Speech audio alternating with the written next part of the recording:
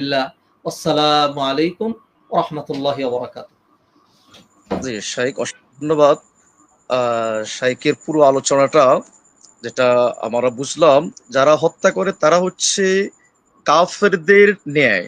লা তারজিউ বা'দা কুফফারান ইয়াদরিবু বা'দুকুম রিকাবা বা'দিন। তারা হচ্ছে কাবিলের উত্তরসূরি, ফেরাউন, নমরুদের, আবু জাহিল উত্তরসূরি যারা হত্যা করবে। আমরা শাইখ আলোচনা থেকে খুবই সুন্দর সুন্দর কোরআন হাদিস ভিত্তিক যে কথাগুলো ফুটে উঠেছে, আল্লাহ রাব্বুল আলামিন এই কথাগুলোকে আমাদের দেশের সর্বোচ্চ সুপ্রিম কোর্টে যদি কোরআনের আইন শরিয়া আইন যদি প্রতিষ্ঠা করা যায়, তাহলে আমাদের এই আয়াতগুলো এই হাদিসগুলো প্রতিটি সমাজে পাড়ায় পাড়ায় দেশে ইনশাল্লাহ হত্যা বন্ধ হওয়ার সম্ভাবনা থাকবে। যদি তা আইন পাশ না করা শরিয়া ভিত্তিক, তাহলে আমাদের এগুলো আজও বন্ধ হবে না। আল্লাহ আমাদের সকলকে তারসুল কোরআন থেকে শিক্ষা নিয়ে প্রতিটি সমাজ প্রতিটি পাড়ায় যারা হত্যার বিরুদ্ধে সবাই যেন দাঁড়াতে পারি, যারা প্রতিরোধ গড়ে গড়ে